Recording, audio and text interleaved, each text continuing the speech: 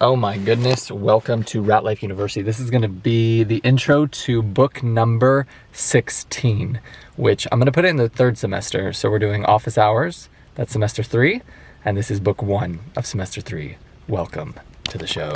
And today I'm gonna be training shoulders with my brother this fine Saturday morning at 6 a.m. right now. We've already done our 1 hour of fasted cardio. And so plan today is we're gonna train shoulders. And then I did abs yesterday, so we're not doing that. And then I need to do 30 minutes of stairs post-workout. And then we'll get into the lecture. But first, a commercial from our sponsors. What do they say? A word from our sponsors. This video is sponsored by Ratlife and Ratlife University. And we're all gonna make it. Remember, anyone can escape. It starts with belief and the courage to pursue. That is Ratlife. We are all gonna make it.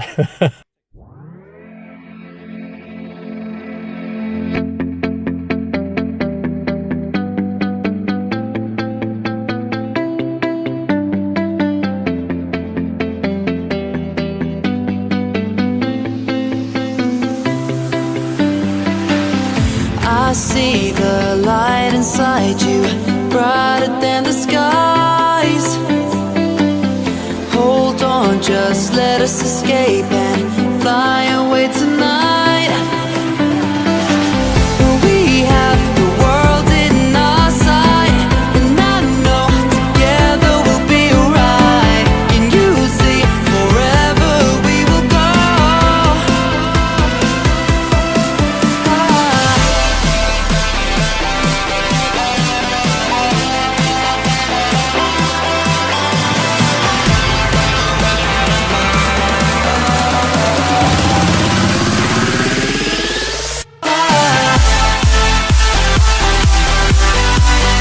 Let's see, so we did leg day this morning, 45-minute Stairmaster, and the President of the United States got an attempted assassination.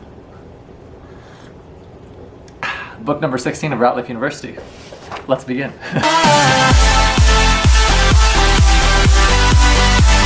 Oh my goodness, it's actually been quite a minute since I've filmed a university lecture. So let me see if I have any updates from the latest and the greatest.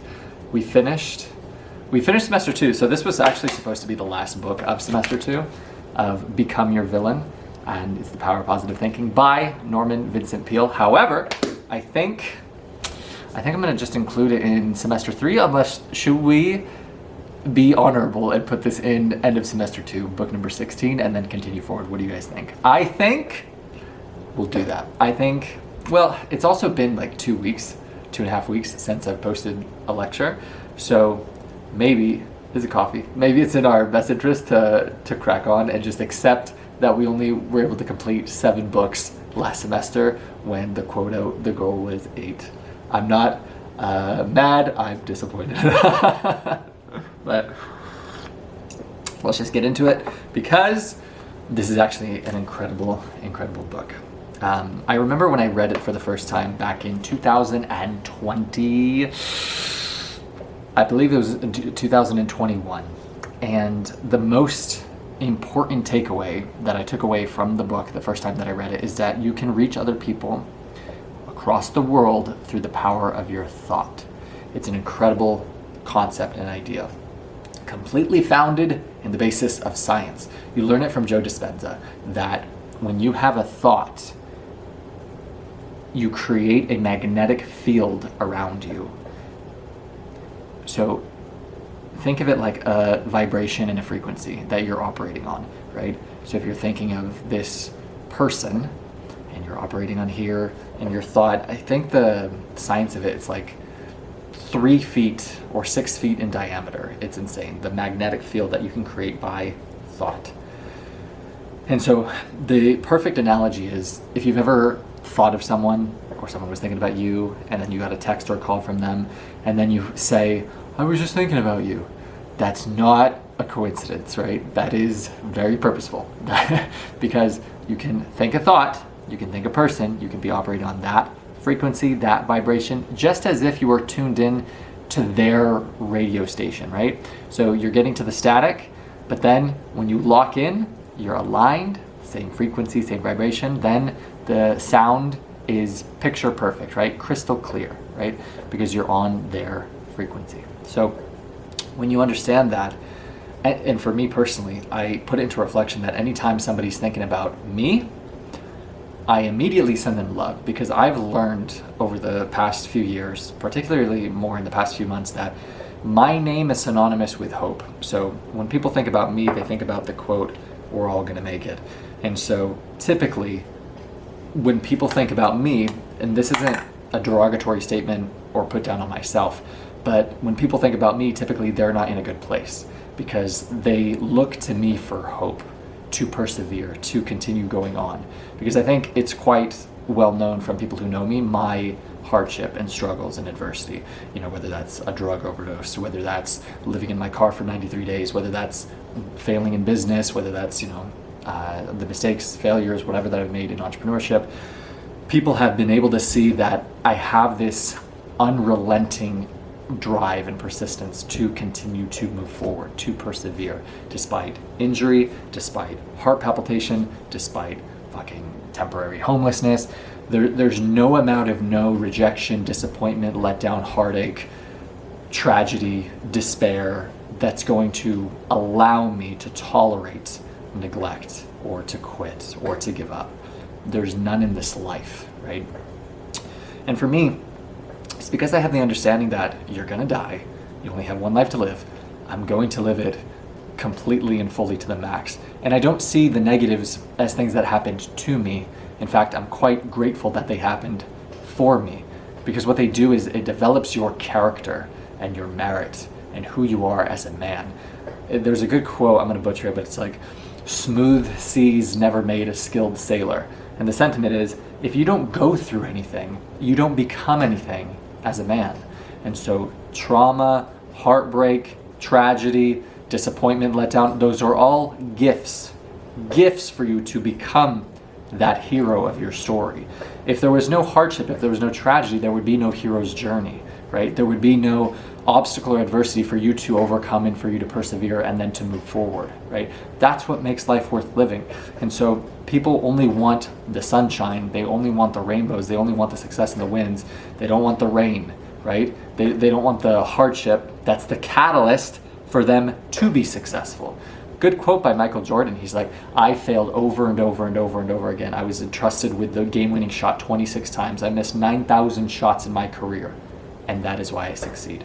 It's the most successful people that you've ever heard of simply failed the most. But what do? They continue to try again. It starts with belief, potential, action, results over time until they failed, they learn, they grow.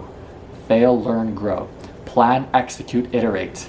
And it's a flywheel, and you keep doing that over and over and over until you break through, until you achieve your goal, until you reach this mountain, and now you have greater sight, and then now you can reach the next one, right?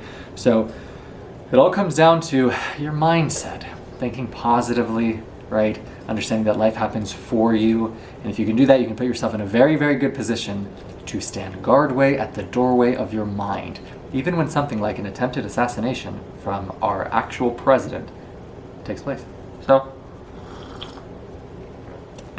with that, let's begin. The Power of Positive Thinking, book number 16 of Ratlife University. And I'll decide whether or not this is the end of semester 2 or start semester 3 by the end of this video. So I took not a ton of notes, and I haven't reviewed these, so it's just a few pages. We'll get through them. Here we go. To get anywhere with faith, learn to pray big prayers. And I really like that. There was an idea in the book that it has to have suction. It has to have suction. And when I've done supplications or when I've done prayers or when I've done meditations, I thought you have to only be in like this positive gratitude state. But in this book, it even suggests and encourages the idea that you want it to have real suction power. So it's like real emotion behind it. So that could be heartbreak and despair because it's real. It's really how you feel. You know what I mean? And so there's a woman that I'm going to die trying to make mine. I truly believe her name and my name are written together. And I know in the past her heart wasn't in the best place. And so at the peak of my gratitude in my meditations, I send this woman an abundance of love. And there's times where I'll be like brought to tears thinking about her.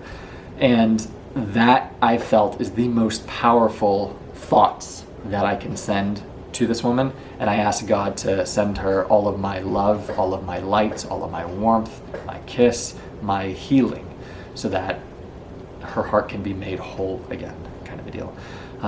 It's actually fascinating because while you can't save anyone, you truly can heal people through the power of your thought. I'll give you a perfect proof of that. If you can agree that you can think a thought and make yourself sick, and you say, Tarek, that's bullshit. You can't think a thought and make yourself sick. No, let's dive into that. So I can think a thought, right, that makes me nervous, angry, scared, frustrated, depressed. I can raise my cortisol, I can elevate my heart rate, I can create the symptoms and the circumstances and conditions to induce sickness. I can literally lower the white cell production in my body, I can lower my immune system, and then I could invite the conditions to become sick by thought. Similarly, if you can do that and make yourself sick to the severity that you can make yourself die, completely true. And they go over the statistics in this book. It's like, it's insane. I think it was 60% of hospital visits are mentally induced. I'm butchering the statistics, so don't quote me on the exact number, but it is an absurd amount that they're not actual illnesses or ailments. I combined the words. It's people thinking themselves into the hospital bed. It's exactly what happened with COVID. It's exactly what happened with witchcraft. I could dive into it. I said this in a previous lecture, but to break it down really quick, you're a witch, you cast a spell on a person, the person believes they've been hexed, and now they do the same thing. Elevate their heart rate, elevate their cortisol production, lower their white blood cell production in their body, create the circumstances and conditions to make themselves sick to the severity that some of them actually died, creating validity in the claim that this person is actually a witch with magical hexing powers. COVID did the same bullshit. So the perfect quote that I want you to take away from this lecture: I allow manipulation from my enemies to see where they want me to go, and I use my mind to break the trap and punish the perpetrator. It's so important to stand guardway at the doorway of your mind, lest you be manipulated. All you have to do is open your eyes. The good quote: my unmatched perspicacity coupled with sheer indefatigability makes me a feared opponent in any realm of human endeavor. If you are not perspicacious, if you lack the ability to perceive, you will allow this manipulation to ensue, right? So allow the manipulation, see where they want you to go, and then use your mind to break the trap and punish the perpetrator. So to that effect, if you can do that with negative thoughts to make yourself sick, Joe Dispenza argues and claims, and it's very valid of a claim, it's completely true, then you can use the power of your thoughts to heal. Heal your body, heal your mind, heal other people through the power of your thoughts. Fantastic. According to your faith be it unto you.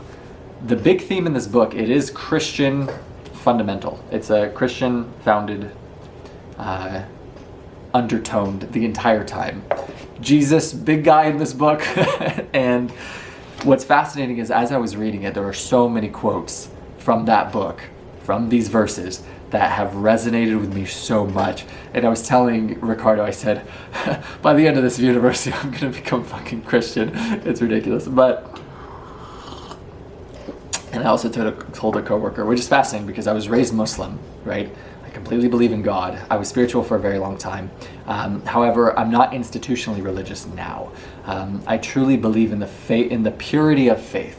And I truly believe that institutions, unfortunately, corrupt that purity.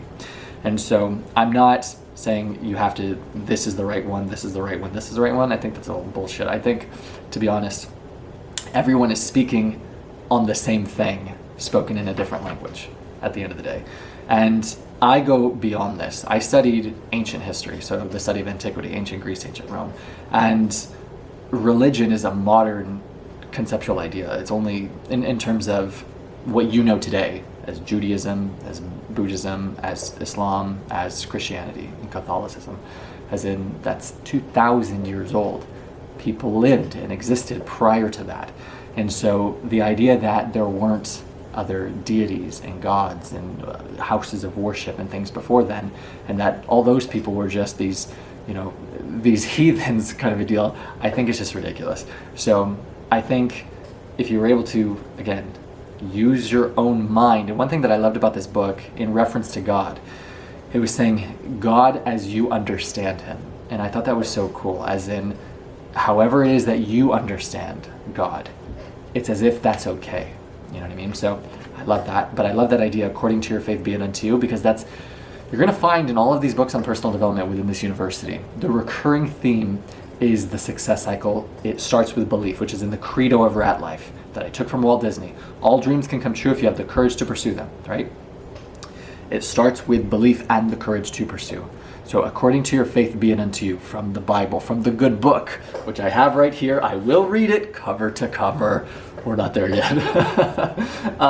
But in terms of that, as you think, so you are, right? So if you have a very poor belief when you start the success cycle, you'll tap into very little of your potential. You'll take very little action. You'll get very little results. It does nothing to your belief, right? Very, very little to improve and increase your belief. According to your faith be it unto you. If you start with a very, very high belief, you'll tap into more of your potential. You'll take even more action. You'll get even better results, which then re-solidifies your belief. It's going to work. I'm worthy. I'm going in the right direction. And so then you gain momentum, and then it becomes an upward, you see how the circle is getting bigger? Spiral. Got it? It works in the reverse though. If you say, I'll try it, but it's not going to, it's not going to work anyway. That's horrible belief, garbage belief. You tap into very little of your potential, which we all know conceptually is limitless. You take very little action, so you get shitty results just to prove your bullshit story. Do you understand? So according to your faith be it unto you. Now for me, faith has always been a lie at the start, and that's okay.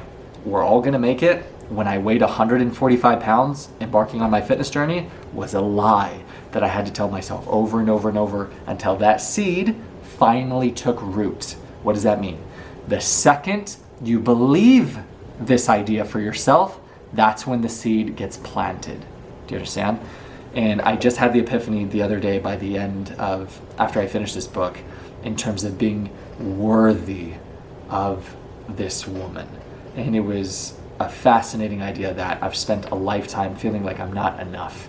Like I'm not enough, I'm not worthy, I need to be earning 6 figures or else I don't deserve to have this person or to be even considered for this relationship.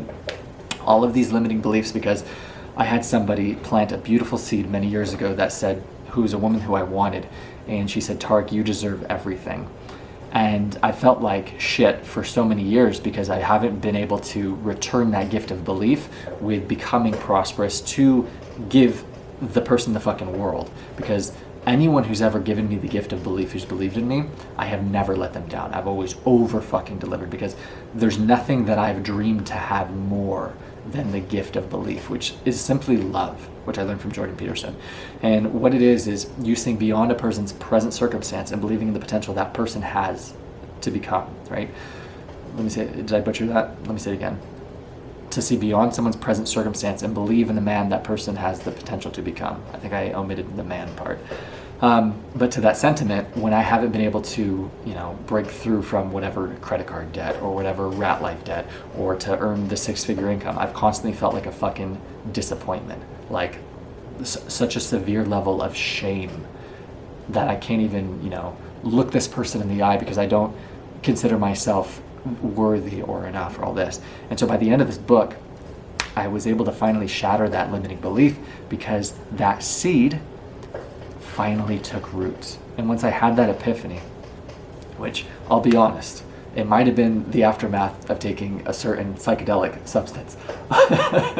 But once I had that insight and that healing and that growth, all of a sudden I felt the greatest sense of calm. And I was like, you are enough. You are worthy. And as soon as I believed that for myself, that seed 2 years later was finally planted. And so the beautiful thing about this book is the idea that life is about planting trees under whose shade you will never sit. And I've done that for years. And again, even if it's a lie, the second that person believes that idea for themselves, that is when that seed that you planted perhaps years ago finally takes root. And it is the most beautiful thing. Life is about planting trees under whose shade you will never sit. And so it all ties back in with that quote, according to your faith be it unto you. If you believe you're enough, if you believe you're worthy of this goal, of this physique, of this relationship, of this financial status or income, then you are. As you think, so you are. According to your faith, be it unto you. But until that day, and it will forever be at arm's distance. It will forever be out of reach, because you're in this state of this limiting belief that I'm not enough, I'm not worthy, it's not going to work, right? Thus, the power of positive thinking, right? Drive your prayers deep into your doubts, fears, inferiorities. And that was the idea that I said in terms of the prayers that you have having real suction. Drive your prayers deep into your doubts, fears, inferiorities. Because I was under the impression that you could only, enact a successful prayer or supplication to whatever you believe in through a state of harmony and gratitude and alignment. But I love that idea that deep into your doubts, deep into your fears, deep into your insecurities, your limiting beliefs, right? What you're fucking terrified of, who you're terrified to lose, or the life you're terrified that will never come to pass, whatever it is. And I love that. I really like that. And then I put a line in it. It's not from the book, but it reminded me of the movie Fury. And I said, he who does God's will lives forever. And I love that. You're going to notice in this university, God is going to be an important, a vital, a critical pillar within the harmonious success of you finding fulfillment and alignment within your purpose and within your life. And so I want to make that clear. I don't give a shit what you believe. That's irrelevant to me. But it is very important that that isn't omitted from your practice, from your day-to-day. And I'm going to give you actionables from this book that I implore, that I would highly recommend. Okay. The tendency to create by the power of thought the very condition we fear. Correct. So this is from the book, I think, As a Man Thinketh. I was reviewing my notes just the other day as I was rifling through my papers for a different project that I'm working on. That could be the creation of a certain literary text. And it said, he thinks these bad thoughts in secret, and then they come to pass. So you can't escape your thoughts, because they literally determine what you know into your reality. Your thoughts actualize into your circumstance and your conditions. So we have the tendency to create by the power of thought the very condition that we fear, because that is what you're constantly fixated on and thinking about. The negative, the worst case scenario, all the bad things that could happen, that end up, it's the quote, a coward dies 1,000 deaths. So instead, don't fixate on the problems. Be prepared, don't be naive, right? But constantly fixate and change the script to, what if it works out, right? What if this is happening for me? What if she says yes? Like, again, positive, optimist, right? Lose the rhetoric of failure, of not enough, of neglect, and we can all move forward. Next, God is actually with you and helping you. I love that idea. And it's very important, because I said this in a prior lecture. Imagine you're on a highway, right? And you can quit at any time. That's the game of life. God, the universe, the soul of the world, like they say in The Alchemist, they want you to win. They want you to make it to the end of the video game, the end of the road, right? To success, whatever that means and pertains to you in your life. For multiple reasons. One, they see everybody else quit. They see everyone else give up. But number two, they know that by you achieving your goal, you fulfilling your purpose, your personal legend from The Alchemist, whatever it is that you want to relate it to, believe, it's a net positive for every other person in your life. If you become more, you have this much to give others. God, the world, the universe, divine, infinite intelligence, they all know this. They want you to win. They're conspiring to help you win. And if you can shift your belief into affirming that, it will help you achieve your goal, fulfill your purpose. Affirm, and this is what he says, affirm, God is with me, God is helping me, God is guiding me. I truly believe that my entire life I've been guided. Every adversity, hardship, struggle, tragedy were all necessary for me to become the man that I am today, right? Necessary struggles, hurdles, hardships, necessary, all of them. They happened for me. And it says in this book, it says to consider even the most commonplace of occurrences as events that were written, where you're still being guided. Even if it's a random small thing, no, that was part of the plan. Very, very good. All right. Affirm it, visualize it, believe it, and it will actualize itself. It's the same thing that they say in Monk versus Ferrari, right? But the whole idea is, first you visualize, you hold the mental image of the person that you want to be, the life you want to have. You hold it in your mind, right? Prayerize, put it out there, and then you work towards it, letting go of how it comes to pass, because you're going to get exactly what it is that you want, not in the way that you think. And then your thought, the visualize, prayerize, actualizes in that manner. Very, very good. Think confident thoughts. Make it a dominating habit. You will develop such a strong sense of capacity to overcome any adversity of thoughts of doubts. Very good. Did I say that right? Yes. Make it a dominating habit to think confident thoughts. What's the recurring theme of this book? The power of positive thinking. Be bold, and mighty forces will come to your aid. Be bold. You will feel these mighty forces aiding you as your increasing faith reconditions your attitudes. And I put in parentheses, that is the exact success cycle. I'll say it again. You will feel these mighty forces aiding you as your increasing faith, as your belief goes up, as your increasing faith reconditions your attitudes. Do you understand? As your belief goes up from your results, you gain confidence that you're going in the right direction. So you tap into more of your potential, you're motivated, encouraged, inspired to take more action, so you get even better results as a result, which then does what? Re-solidifies your belief. You will feel these mighty forces aiding you as your increasing faith reconditions your attitudes. That is literally the success cycle. Okay. General, this was advice from one of the generals of some army, I don't remember which. Never take counsel of your fears. I like that quote. Fill your mind with thoughts of faith, confidence, security. Nice. Formulate and stamp indelibly on your mind a mental picture of yourself as succeeding. Hold it. Your mind and the universe will work to develop this picture. And I like that use of words. Just like a camera back in the day where you had to develop the film, you would send the film into like the Kodak store or whatever, and they would develop it, I don't know, from the negatives, it is before my time, but or when I was like a child. But your mind and the universe will work to develop this picture that you're holding into your mind. Never consider yourself as failing, ever. Always picture success no matter how badly things seem to be going at the moment. I like that. Repeat. If God be for us, who can be against us? And this is probably the best time to talk about what happened yesterday with the assassination attempt of the real president, Donald Trump.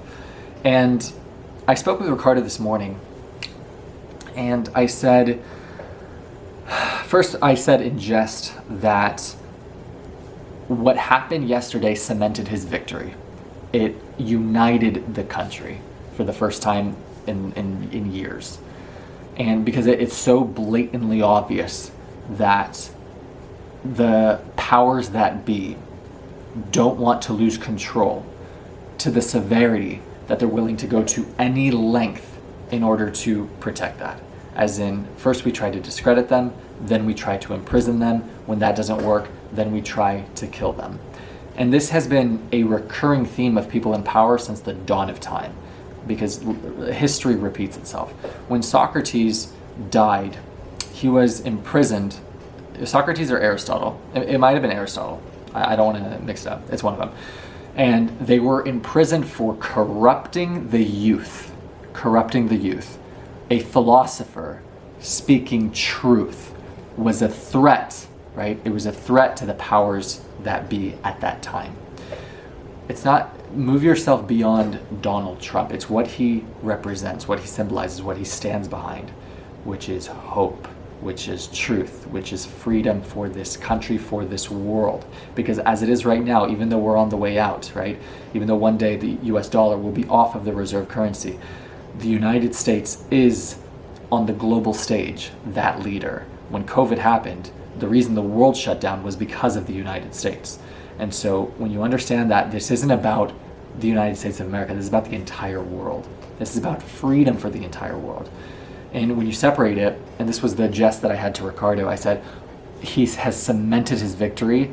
All Americans are united because they can see through all of this bullshit. They can see how hard they are trying to silence fucking freedom, that they can't even do this fairly. And I said, all he has to do is survive. And we both kind of laughed. And then I stopped myself and I said, how fucking sad of a statement is that? That we live in a world that in order to have a fair presidential election, you have to hope that you don't get murdered by the opposition. And I literally paused and I said, how fucked up is that? That the only way for freedom to stand is that you don't get murdered by your American brother, right? And I just thought that was so fucked. Very good. Ricardo just got home, so we had to do a little pause.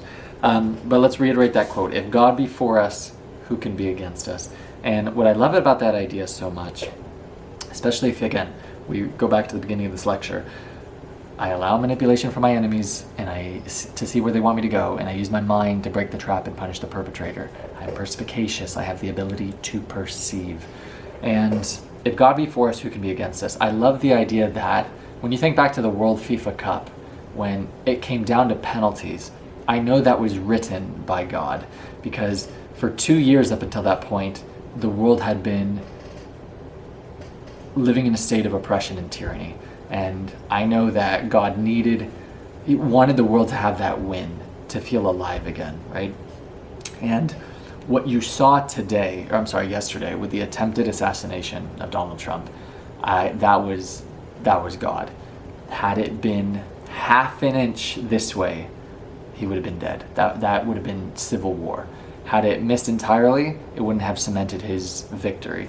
And it wouldn't have united not even the entire people of the United States, of Americans, right, who can see through all of this bullshit, but the entire world, who are yearning for freedom, because it's so evident and obvious, the powers that be, when they spit in your fucking face and they have the audacity of insulting your intelligence, to not see the bullshit that they're doing.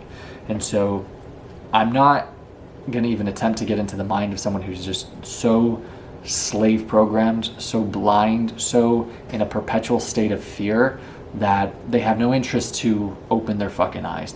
And I had this reflection from a poor comment that I got from someone who, all it is, it screams their insecurity and their fear, and it ties in with a person's identity. So when a person doesn't have the courage, the strength, the humility to have a conversation where they're actually listening, not waiting for their turn to speak, but listening, considering, reflecting, the people who don't have the strength to do that, they're so terrified that the identity that they've clung on to for years might be complete bullshit. And so that's the biggest fear for them, is that what if I'm wrong, what if everything that I know and I've held on to for so long has all been a lie? And that terrifies them. The loss of identity is what they're really afraid of. And so it's very important that you have that compassionate lens and you don't expend any energy on trying to save or get through to a victim, to somebody who's slave-minded, right? It does you no favors. You can't save them, you understand? So let them believe what they want to believe. As you think, so you are. If they believe, I'm not even going to get into that rabbit hole, then it is. And you say, cool, sure, you're right. And then you can move on with your fucking life. But I love that idea of God be for us, who can be against us? Because that was a graze here, half an inch. That was, who else's hand could that have been? So we're living in incredible times right now, because I even wrote it in something that I'm working on, that you're about to witness the greatest calamity that we've ever lived through in our entire life. From the generational cycle of strong men create good times. Good times, I know I have fat thumbs. Good times create weak men. Weak men create hard times. Because we have lived this past decade of the biggest generation of pussies, you're now seeing the result of that weakness, of that cowardice, of these beta cuck motherfuckers, right? Who they don't even have the courage to speak the truth, right? Or to confirm what is true or what is tyrannical. And so if you're enrolled in this university as a part of Ratlife in our quest for freedom forever, to plant trees under whose shade we will never sit, seeds of belief, of possibility, that it is possible, that anyone can escape, that we can make it, starting with belief and the courage to pursue Ratlife, we're all gonna make it, right? Then you're on the side of truth. You're on the side of courage. You're on the side of freedom forever. You're on the side of God. People don't understand you. It's literally a battle of good against evil. So I know where I stand, which is just truth, principle, freedom, love, God. Where do you stand? Next. I can do all things through God who gives me strength.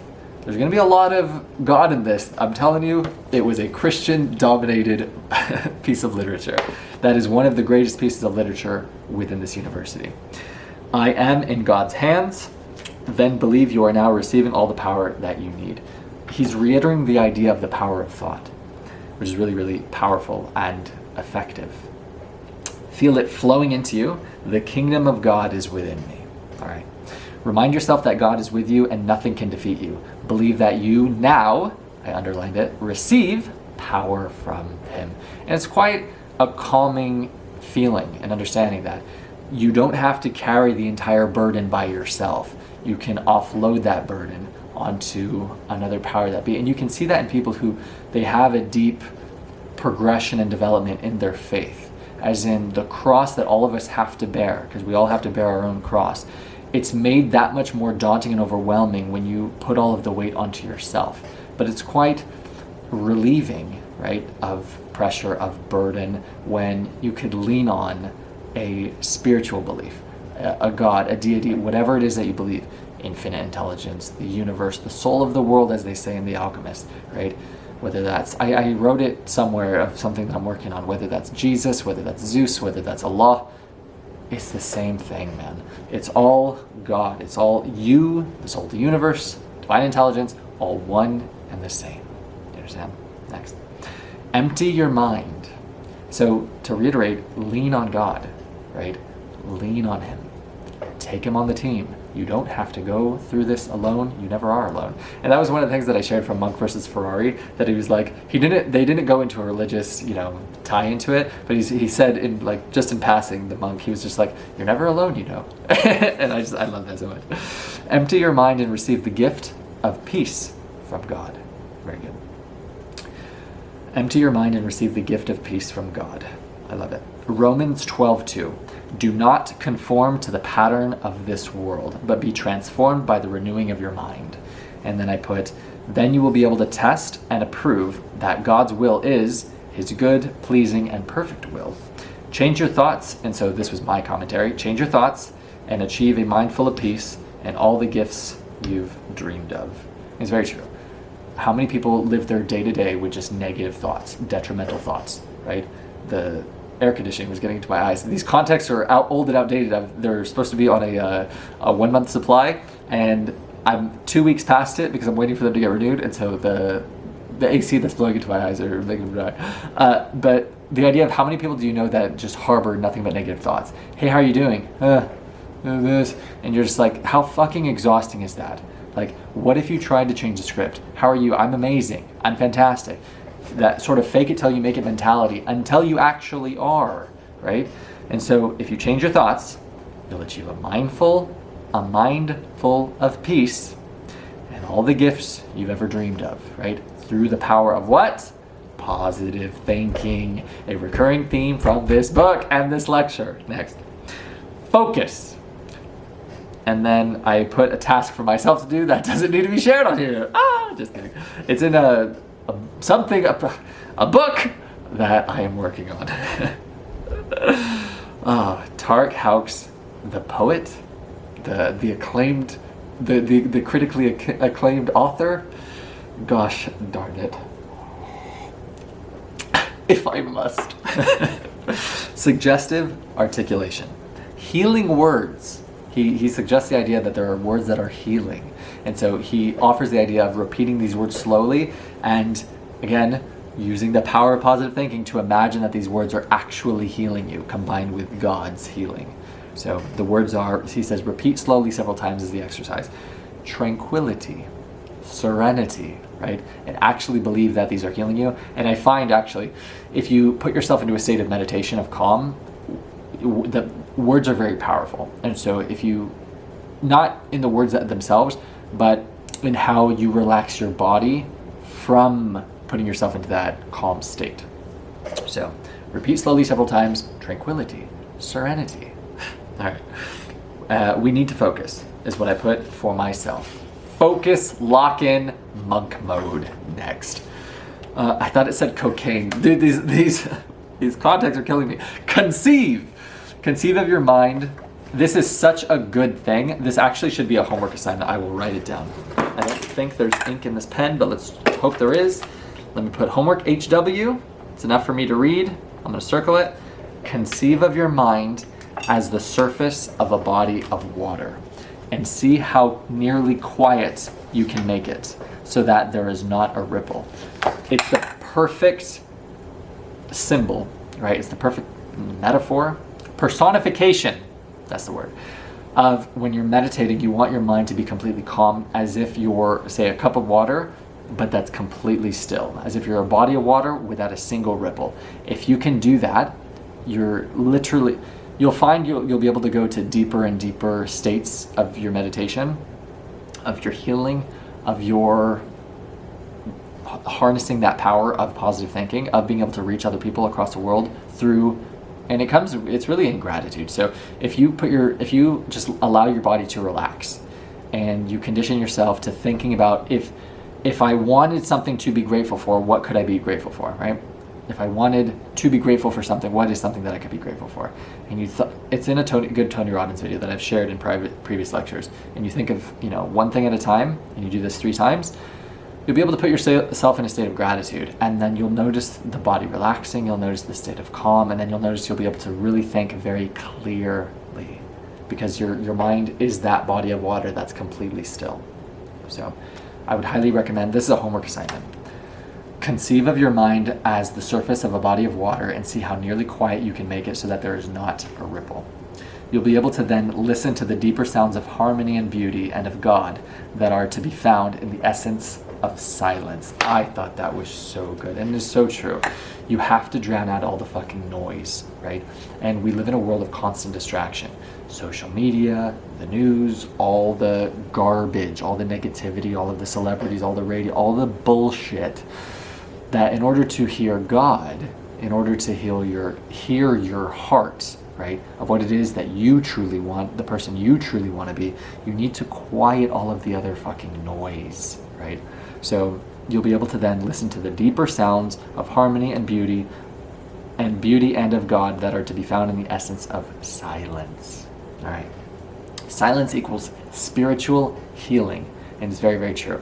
If you have the opportunity to, I would highly recommend spending as much of your day that you can in silence, because then you get to listen to your own thoughts.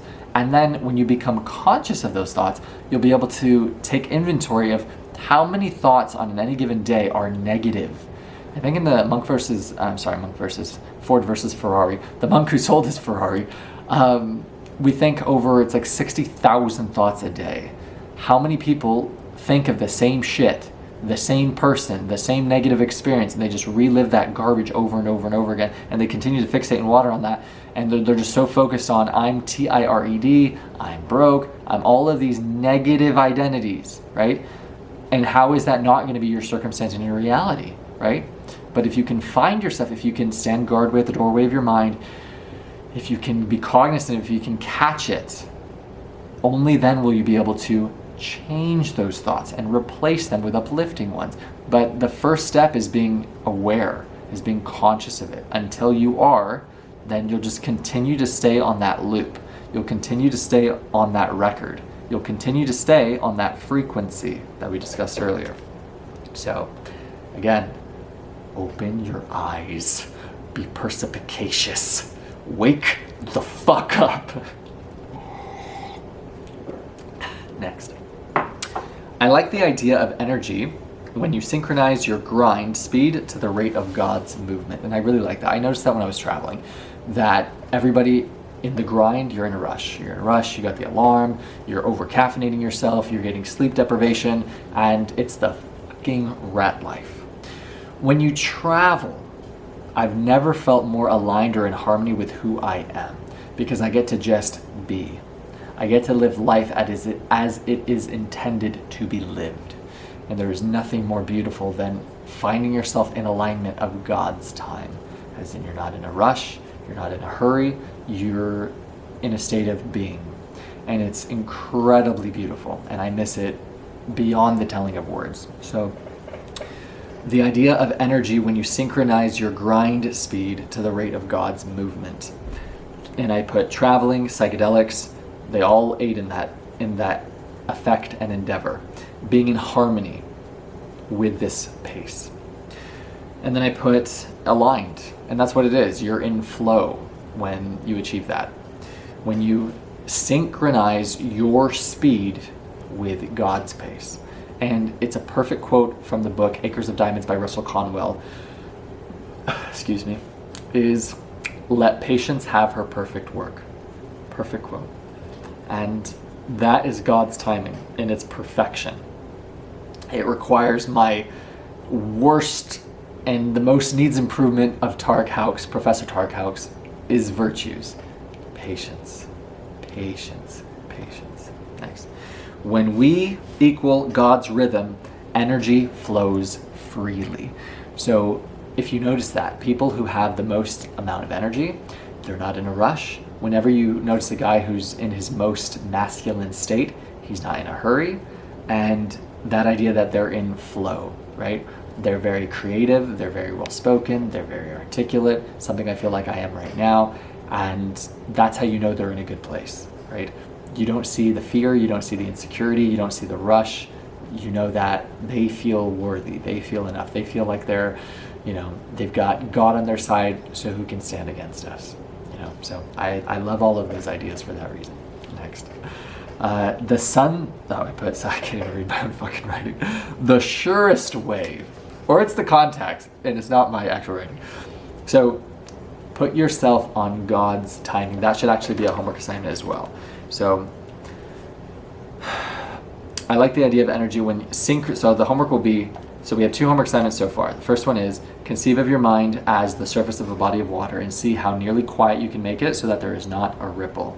You'll be able to then listen to the deeper sounds of harmony and beauty and of God that are to be found in the essence of silence, achieving spiritual healing, right? Through silence. And then he also says that complete silence is a therapy unlike any other, and it's so true. I've felt the most healing in deep states of silence and meditation and prayer. But homework assignment number 2 is to synchronize your grind speed, so the speed of you going about your day, right? Synchronize it to the rate of God's movement. Find that alignment, find that flow, find that harmony in God's time. And when you travel, you hear that word. I had a friend who did volunteer work in Uganda, in Africa, and she would always say that. They have a phrase over there called God's time, as in when you go to lunch, don't expect your food to come out immediately. It's completed and served when it's ready. And I made the joke, what do they got to do? Catch the fucking chicken and then kill it and then, you clean it up? And she was like, yeah, basically. And it's the same thing, that we wake up whenever, it's time to wake up. We don't have fucking alarm clocks. We're not in a rush, and it's that idea that, dude, life is going to go by so quickly. And if you constantly, I don't want to be, corny and quote Ferris Bueller, but if you don't stop and look around once in a while, if you don't soak in presence and a state of being, you will miss it. You will have spent an entire life and have never lived, which is the greatest shame. Imagine that. Imagine reaching time's end of your life, never having lived. What a fucking shame. So that's homework assignment number 2. Next. The surest way to become indefatigable is to lose yourself in something in which you have a profound conviction. Kind of like Targhauks pursuing his noble quest, his purpose, which is Ratlife University, right? How are you indefatigable? I believe absolutely in everything I said in the speeches. I am enthusiastic about my conviction, on fire for something. And you've noticed that in past lectures of mine.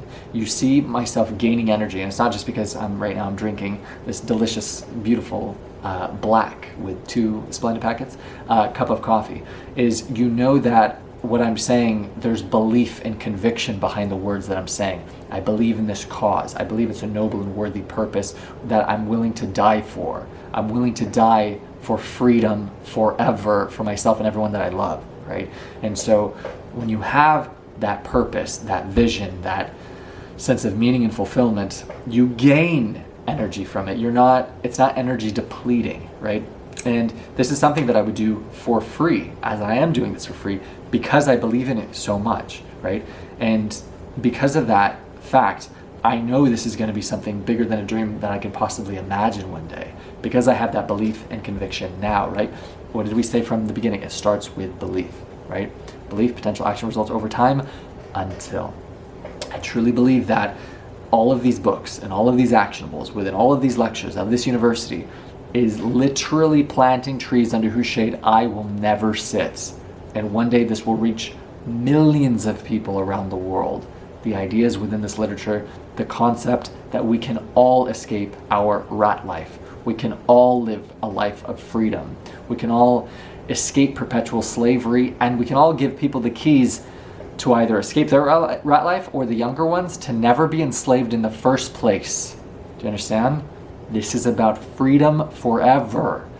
And so even if I had the most grueling leg day like I did today, where we increased the Stairmaster cardio to 45 minutes after the fact, and with an hour of treadmill fasted cardio in the morning, not that that was particularly exhausting, there's no lack of energy. There's no lack of feeling drained, because I'm in alignment. I'm in alignment with what I'm supposed to do, with who I am, with where I'm going.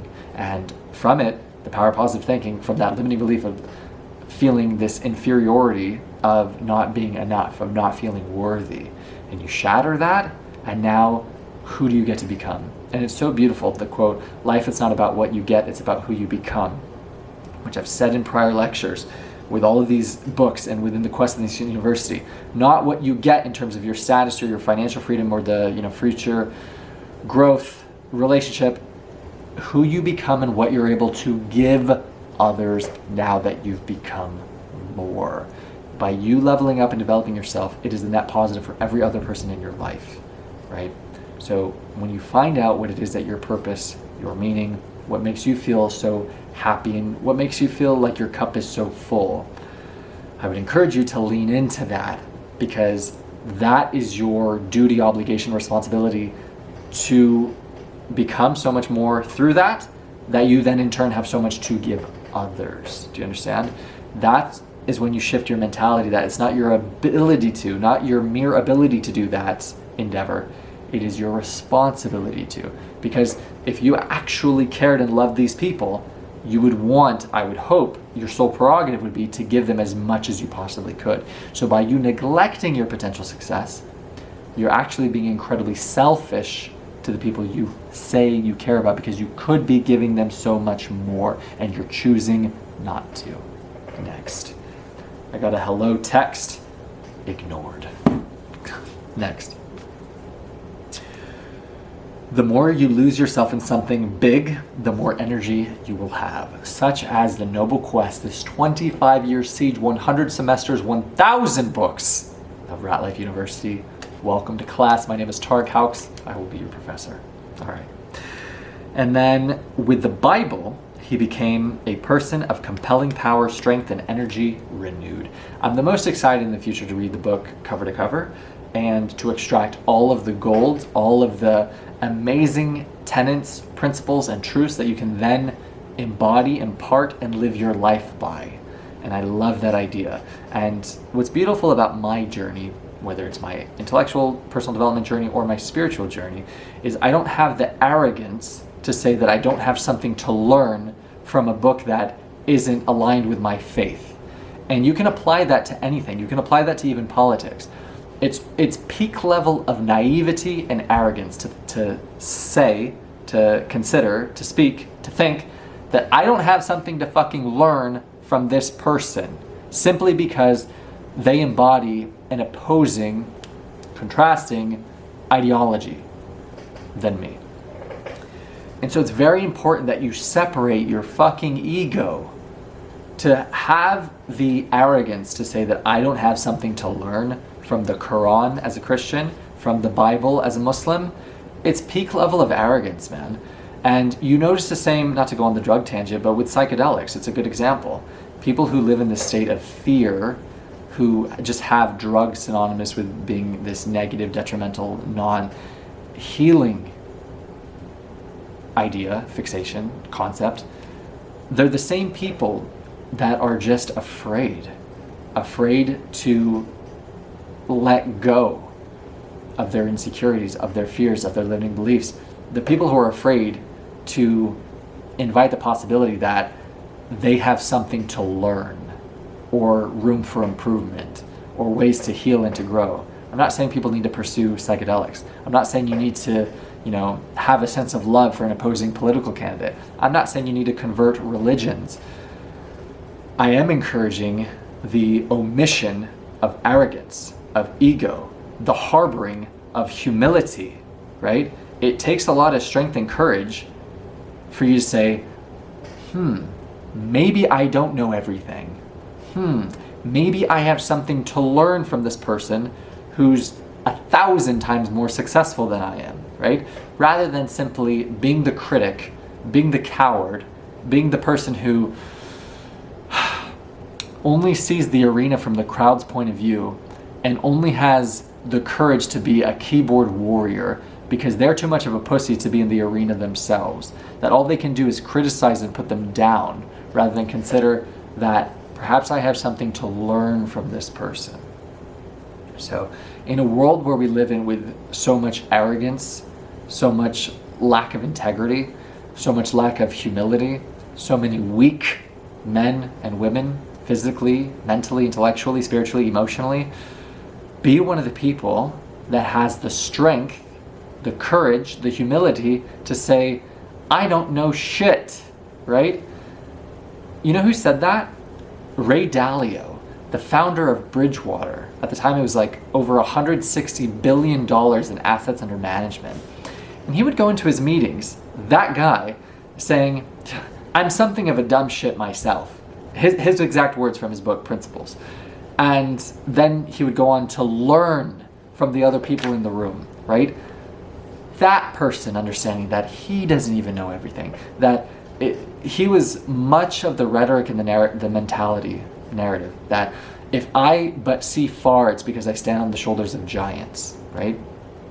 Most people, they're so fucking stupid that because I forget if it's Simon Sinek or Jordan Peterson who said, the ones who have newly found knowledge are the most arrogant. Like when you just learn something and then you have this smug nature about you, like you know so much more than everybody else of something you just fucking learned a day ago.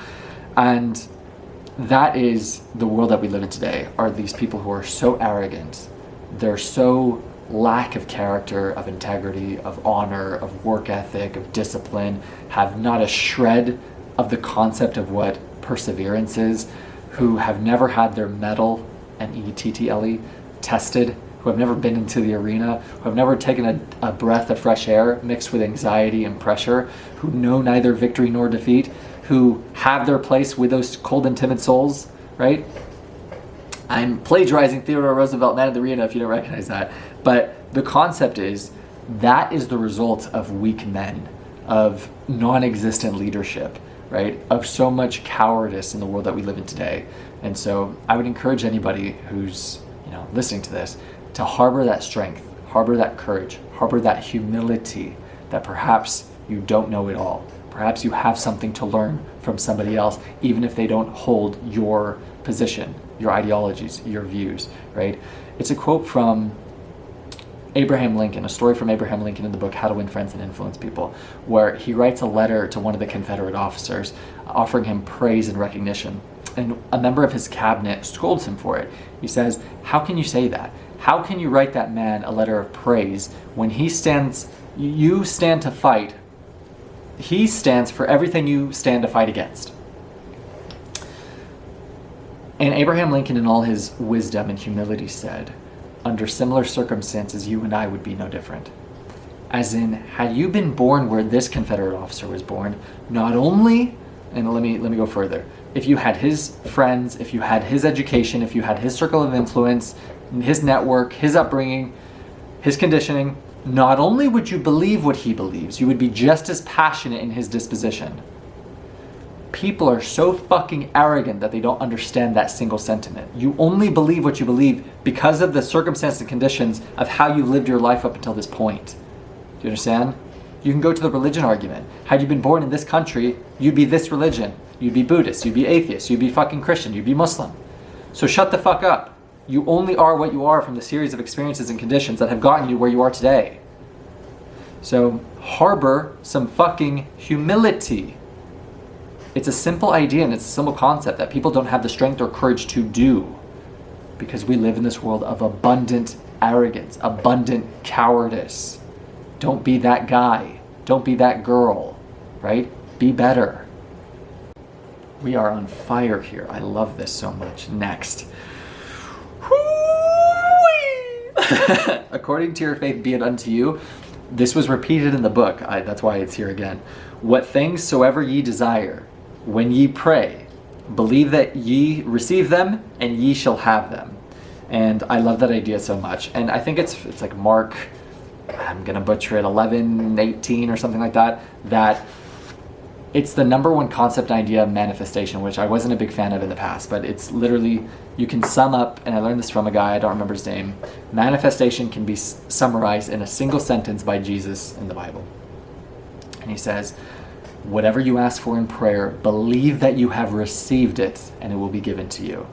And it's that idea that I started with. As soon as you believe, then it's true. As you think, so you are. If you believe, you've received whatever it is that you want. And you're operating in that state of gratitude of having already received that which you desire. You accelerate the speed of which you will receive that gift. I said that very well. I don't think I need to repeat that sentiment. If you need to, you can rewind. We need more watch hours anyway to get partnered on YouTube. And this also goes on Apple Podcast, on Spotify, and on Rumble. All the plugs. Next. Faith plus harmony, being aligned with that which you want, will make it yours. Attraction by natural law. Prayerize, picturize, actualize. Very good. Next. Prayerize equals pray without ceasing. Everyday discussions with God as if He were nearby as a partner or close associate. And I put my daily walks. I do this at work every single day. When I go on my 15-minute break, I have 2 of them. I literally open the door and I say, sometimes I'll say out loud, I'll say, all right, God, we got to talk. And I literally pretend. And I thought this was crazy when the first time I learned this concept, it was in the book Think and Grow Rich by Napoleon Hill, where he would literally imagine these other people that were literally as if they were ghosts or his silent partners that he would have normal conversations with as if they were there. And I find so much insight and so many ideas and so much reflection and so much strength and so much gratitude and so much healing when I imagine the idea that I'm going on a walk and I'm walking with God and He's right there. And you don't have to speak to him. He says, Norman says this in the book, you don't have to speak to him, as they talk in the Bible, in biblical text. Ye God, he understands you. Just fucking speak normally, right? And I've done that every day, and I do that every single day, and I've done that for months, if not years now at this point. And it's awesome. And maybe not years, maybe a year. And it's fantastic. And before that, I was more spiritual, so it wasn't God, it was Zeus. But it's all one and the same. You understand? I don't care what it is that you believe, but take that person on as a silent partner as if they're right there and you can have a normal conversation with them. Because what you're going to find is, by you articulating your thoughts, right, you're able to piece together solutions to your problems. When you could just vent, when you could just be open, when you could just be honest, when you're in the active pursuit of looking for solutions to your problem, right? Which people usually aren't. People like to bitch and moan yet do nothing about it. But especially when you're by yourself on your journey, if you can just try to consider that I'm gonna look for a solution, right? I'm gonna have a positive, title of the book, attitude about my circumstance or condition, and I'm going to, as you seek, so shall you find. I'm going to try. I'm gonna start quoting the Bible now. Here we go. Come on, man. Yeah, preacher Targ, Father Targ, if you will, and professor and poet, and all the titles.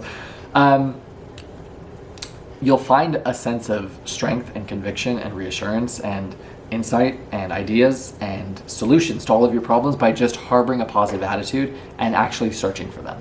And so that's an incredibly effective exercise. It's a homework assignment that I write later, but that is homework assignment number 3, is take God as a silent partner.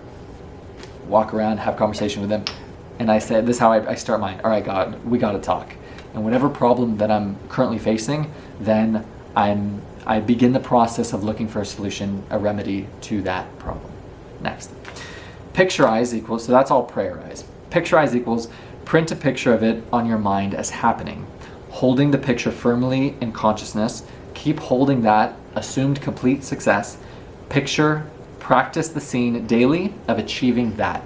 You hear this with professional athletes, they do it all the time. They visualize themselves, scoring the goal thousands of times to where it gets actualized in the reality. Because, and I learned this from Joe Dispenza, your mind can't differentiate memory, future, thought, and reality.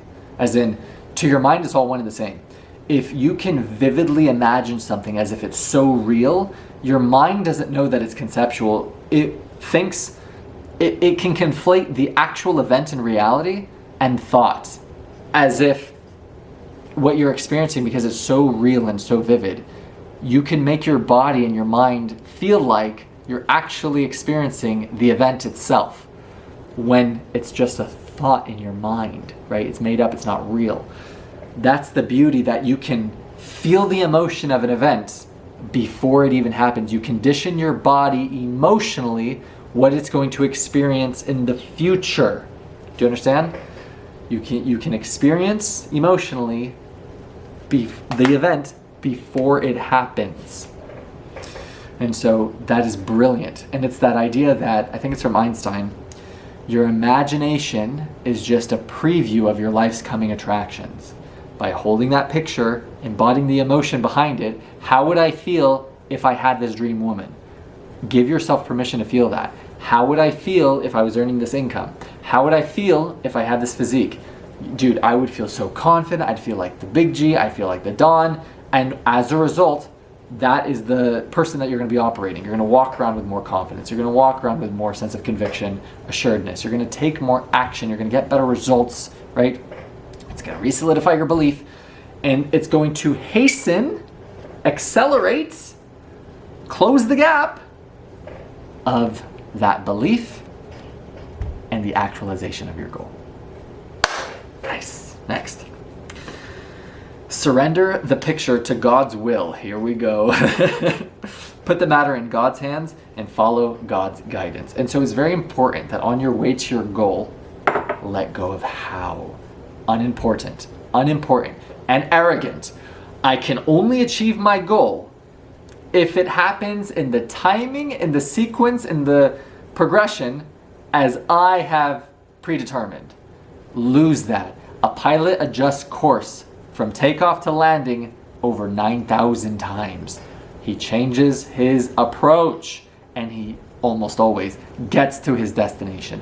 Let the fuck go of how. How arrogant to think that the universe or God, whatever you believe, can only give me the thing that I want if it happens in this succession, in this sequence, in this manner, in this time.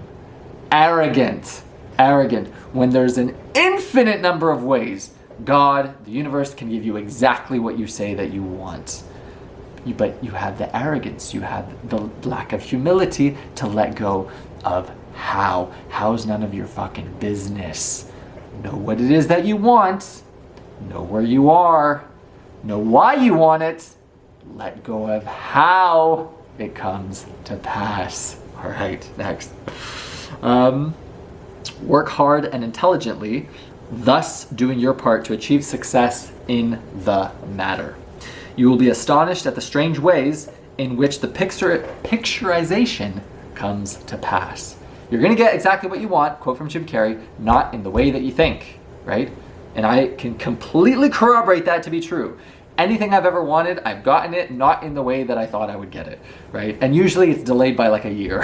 when I'm over it, when I don't care, when I'm like, yeah, of course I'm gonna get it, all of a sudden, then you're in that alignment, in that harmony. And so I don't know if that'll ever change in my lifetime, but typically I get my goal a year after I wanted it. So that's just where I'm at. But perhaps there's room for improvement on my prayerize, picturize, actualize, right? But we're all trying to improve within Ratlife University. Very good. Next. The picture actualizes that which you have prayerized, and picturized actualizes by God's power invoked upon it, and if, moreover, you give fully of yourself to its realization. Belief, you have it, you're worthy of it, it will come to pass. The courage to pursue hard, continued work on you. Those are the two things that you need. It is in the credo of Ratlife. Starts with belief and the courage to pursue. That's it. I'm saying that from day 1, lecture 1, up until lecture 16, up until, lecture number 1,000. It starts with belief and the courage to pursue Ratlife. We're all gonna make it. Let's go. Next. And the daily practice of holding that picture with belief. You break the energy flow, God's power, all of it, the universe. The universe is conspiring, conspirings by you losing belief. Then the flow, you cease the flow, right? You cease that power. You cease the acceleration of you achieving your goal when you diminish your belief. Because then you lower your potential, and then you take less action, and then you get less results, right? You don't want that. You want to keep your belief as high, potent as possible, even if it's a lie that you tell yourself to start. And the beauty about it is, it doesn't even matter if it's a lie to start, because it's enough. And there's a quote in this, I may be saying it prematurely, but your belief just needs to be that of a mustard seed, again from the Bible. If it's even a lie, it's enough to tap into a tiny bit of potential that you'll take some action, that you'll get some results that'll then improve your belief even slightly. But that slight increase is enough to slightly increase your potential that you tap into, to slightly increase your action output, to slightly increase the results that you get. What does that do? It'll increase your belief. And even though it's very, very slow, over time, it'll improve and improve and improve and improve from this, over time until it is the secret. I could stop reading any other book, and that will be the recurring theme of all of them. Do you understand? The success cycle.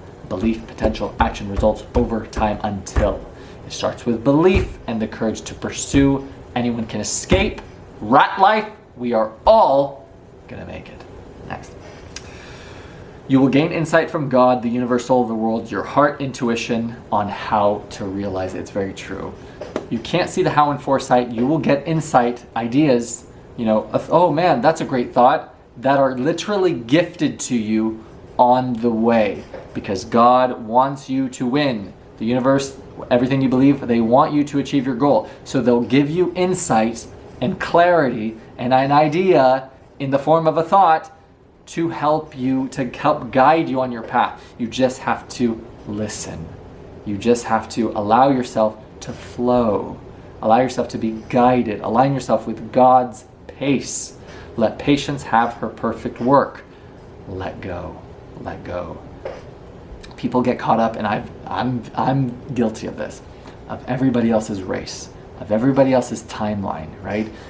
And even me, and I'm so hard on myself that this book should have been in semester 2. We shouldn't be on, so semester 3 is titled Office Hours. I've decided, this is going in semester 3. This is semester 3, book 1, which is book number 16 at the university, The Power of Positive Thinking by Vincent Peale. Very good. Semester 3. Choose number 3, my lord, 3. That's from Shrek. Anyway, you get insight on the way, is what I think is the last thing that I said. You literally get ideas and insight that you did not have when you embarked on the journey, because you're being guided. You're literally being guided. So let go of how, find yourself in that flow. And what I was saying actually was, I'm so hard on myself that this is where I should be, this is the book that we should be on, that I had an idea the other day that, what if you're exactly where you're supposed to be? What if you're not behind? What if you're on track? You know, and it was actually quite a beautiful thought and idea that when, even right now, I feel so much more in harmony with this lecture, despite, you know, only being on book number 16. You know, because 1,000 is a daunting number, and I'm just like, if I'm gonna get this done in 25 years, then we gotta do 10 books a semester, but it's like, I'm not accounting for events that are gonna transpire, is that the word? That are gonna come to pass in the future. Transpire, I think that's the word, yeah. And that's something that even I'm not accounting for right now. And so giving myself permission to let go, to say, hey, you're doing a great job.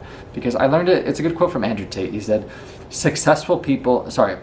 unsuccessful people don't do shit, and they say that they're working really hard. And very, I'm butchering the shit out of it. Very successful people work the hardest that they possibly can and fear that they're not working hard enough. And that's exactly how I feel.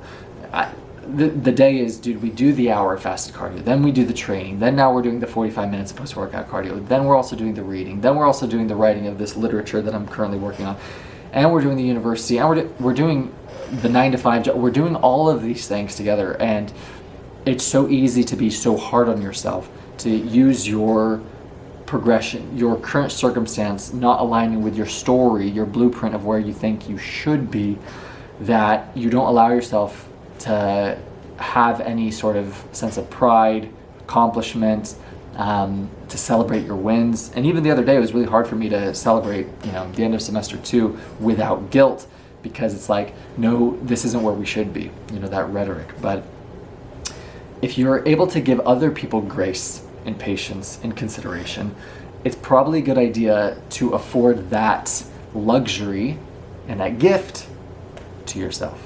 And so that's something that even I pulled another pen out of my pocket. I don't know if you noticed, but it's a different one. That is something that I'm even working to improve on for myself. It's giving myself that grace. Next. So even your professor, even this guy has a lot of room to improve. And that's the beauty about the quest of this university. It's not about what we get, it's about the person all of us get to become in the pursuit of our noble and worthy endeavor, right? Which all it is a perpetual quest for freedom forever for me and everybody that I love, right? To be able to plant trees around the world under whose shade I will never sit. The paramount amongst them, the seed of belief. It's possible, I'm worthy, I can, anyone can escape, we can all make it. Because we're all gonna make it. That's Ratlife. Here we go. I think we talked about that. If you drop a prayer into the subconscious at the moment of its greatest relaxation, the prayer has a powerful effect. So it's the idea of putting yourself into that state of relaxation. Let your body completely relax. Do the homework assignment of having your mind, imagining it as if it's a body of water, come to not a ripple, okay? That comes from complete sense of relaxation. You have to quiet your mind in order to do that. You're gonna be fidgeting. When you first start doing meditation, you won't even be able to sit still. Quiet your mind. Cut out all the fucking noise and the distractions that are in this life. Be at peace. Next. It's beautiful, because then the prayer has a powerful effect. To become a happy person, have a clean soul. Eyes that see romance in the commonplace. Have eyes that see romance in the commonplace. I like that a lot. A child's heart and spiritual simplicity. I love that so much. I'll say it again. To become a happy person, have a clean soul, eyes that see romance in the commonplace, a child's heart, and spiritual simplicity. Next. Where love is, God is. Where God and love are, there is happiness. So a practical principle of creating happiness is to practice love. Love it. Keep your heart free from hate, your mind from worry, live simply, expect little, give much, full, give much, fill your life with love, scatter sunshine. I love that a lot. Scatter sunshine. Forget self, think of others, do as you would be done by. Try this for 1 week. I'm going to say it again. It's a very simple philosophy to live your life by.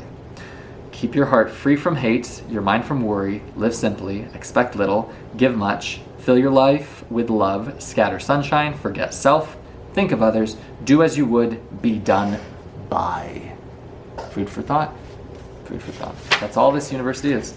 It's just a bunch of food for thought. Believe and expect. Do not disbelieve and doubt. Our belief at the beginning of a doubtful undertaking is one thing that ensures the successful outcome of your venture. Again, how is that not the success cycle? Our belief at the beginning of a doubtful undertaking is the one thing that ensures the successful outcome of your venture. It's the success cycle, dude. It just starts with belief. Next. A major key to success in this life, to attaining that which you deeply desire, is to be completely released and throw all there is of yourself into your job or any project in which you are engaged. In other words, whatever you're doing, give it your all. Give it all you've got. Give every bit of yourself. Hold nothing back. Life cannot deny itself to the person who gives life his all. If you do your best, you cannot lose. That is why I know this university will be successful, because I am going to continue to harbor the courage to pursue until, do you understand? There is no amount of no, there's no amount of rejection, there's no amount of 1, 2, 3 views. It doesn't matter. And that is how I know this is going to work, because I have that solidified belief and conviction. Do you understand? The perseverance, the belief and the courage to pursue until. You got it? All right. Love that quote. Throw your heart over the bar and your body will follow. Very good idea. And all it is commit. Go all in. Commit. And then figure it the fuck out later. When I traveled the world and people are like, oh, what are you going to do? How are you going to do it? I'll figure it the fuck out. Oh no, but COVID, aren't you worried? Be careful. I'll figure it out. I'm going to commit first. I'll figure it out later. Go all in, right? Don't live your life in a state of cowardice, of regret, of the burden and agony of what if. All right, next. According to your faith, again, belief, that's all faith is, belief, be it unto you. That should probably be a homework assignment to memorize that quote. According to your faith, be it unto you. That's homework assignment number 4. Write them down. Do you remember them? I don't, but that's okay, because you were taking notes in this lecture. Student, next. All right. A person who is self-reliant, positive, optimistic, and undertakes his work with the assurance of success magnetizes his condition. It's so true, because you accelerate the success cycle, right? You accelerate the law of attraction. He draws to himself the creative powers of the universe. He who does this, what I just said, magnetizes his condition and releases power to attain his goal. So, expect the best at all times. They said the same thing in I keep saying, want to say Monk, the Ford versus Ferrari. The monk who sold his Ferrari, that was one of the tenets. Expect the best. Expect the best at all times. And that needs to be a homework assignment, because that's something I need to work on, is to expect the best. Next. If God be for me, again, we said that. If God be for me, who can be against me? With his help, the big man upstairs, the one who charged me with this university, with this quest, this 25-year quest, 1,000 books, 100 semesters, Ratlife University, Professor Tark House. If with his help I can do anything. If God be for me, who can be against me? With God's help, I can do anything. Anything. Do you understand? It's very, very true. And you're going to find an incredible power, uplifting, powerful force within your life when you take God in on your team and you stop going at it alone. Very, very cool. Again, it doesn't matter what you believe. I was believing and supplicating to Zeus for many years. And to be quite honest, sometimes I'll shift with them. When I'm speaking with a Muslim friend, we'll talk about Allah. When I'm talking with another person, we'll talk about God. They'll bring up Jesus.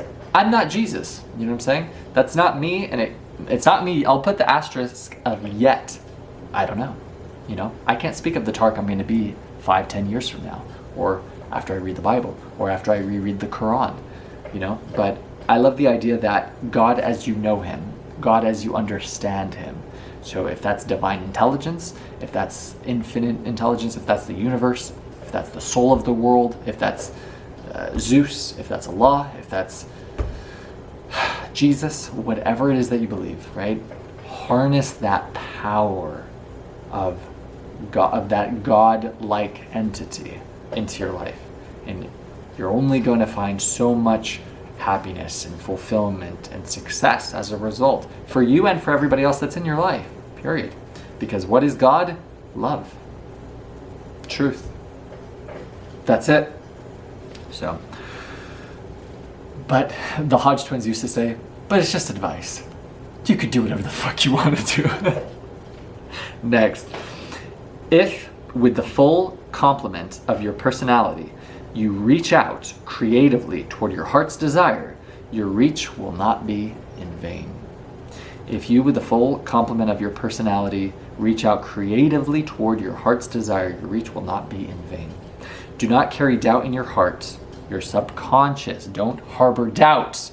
It's hard enough you don't have the luxury to doubt yourself, right? Do not harbor doubt. Doubt in your conscious mind is normal, right? And he put intelligent, that's intelligent questioning. So when you doubt if something's going to work or not consciously, it's no problem. We all have normal, well-founded doubts. He said, do not carry doubt in your heart, in your subconscious. Deep, because that's deep fundamental doubt. That's how you solidify and cement, like I have for years, those limiting beliefs. I don't deserve this woman. I'm unworthy. I'm not deserving of this relationship until I'm earning 6 figures. All of these things. That'll be ingrained into the core of your being. And until you shatter that limiting belief, then as you think so you are, you'll always not be enough. Your goal that you want to attain will always be at arm's reach until you let go. Until you break, not let go. Well, you let go of that limiting belief, but break through of that wall, that limiting belief that you're harboring. That's a deep fundamental doubt, limiting belief in your mind and your heart, right? That is to be avoided at all costs. And I think it's very evident why. You understand? Because then the goal is perpetually at arm's distance. You will never escape. You'll never make it if you don't believe you're worthy of escaping your rat life. If you don't believe you're worthy of making it a life of success, a life of fulfillment, of happiness, of joy, of ecstasy, every pleasure and euphoria this life has to offer, all of the marvels of the world, right? If you believe you're not enough, if you believe you're not worthy of that, then you aren't. Because as you think so you are. According to your faith, be it unto you. So good. This is a pretty good lecture, guys. I'm very proud of this work, right? Every video that I do, every lecture, I'm signing my name to it. My name is attached to it. So I like the idea that I'm signing my name to something that I'm proud of. And the beauty about it is, I think I learned this from Jordan Peterson. It could be somebody else. But when you create something for yourself, you actually give the world the best thing possible. But when you as a person, as an artist, whatever, are creating something for others, you're not giving them the gold, the gift that you could be. So the best thing you can do is make these things for you, something that you're so loving and proud of. My battery is dead. We're gonna switch batteries and finish this lecture. I literally took out the battery and then put the same dead battery back into it. It's ridiculous. Oh, all right, let's see if we can make the necessary adjustments. It doesn't look like it's even, but that looks decent. That looks decent. Are we good? Are we still in frame? We're still rolling? So believe that these things which you say shall come to pass, and you will have whatever you say. And then I put Mark 11:22 to 23, and I just put a circle for myself. So All right, but then I put it starts with belief. Very true. The kind of faith to have is that of the specific kind. The kind that moves this particular mountain. Be specific. Ask God for any right thing, but as a little child. Don't doubt. Don't close the power flow. Faith opens it. Doubt closes the power flow. Faith opens it. So whatever you ask for, be specific, and then ask for it with that childlike belief that it's possible. The power of faith is so tremendous that there is nothing that Almighty God cannot do for us, with us, or through us, if we let Him channel His power through our minds. Completely true. I expect the best, and with God's help, will attain the best. Yes. He was never defeated by the discouraging vicissitudes of the game. I love that so much, because it's vernacular that I don't have for myself. It just sounded really good. He was never defeated by the discouraging vicissitudes of the game. I don't even know what vicissitudes means. But probably the hardships, adversities, letdowns, disappointments, defeats. Next. I can do all things through God which strengtheneth me. You're going to find a lot of recurring themes in this book because there's power in mantras, there's power in affirmations, there's power in words, right?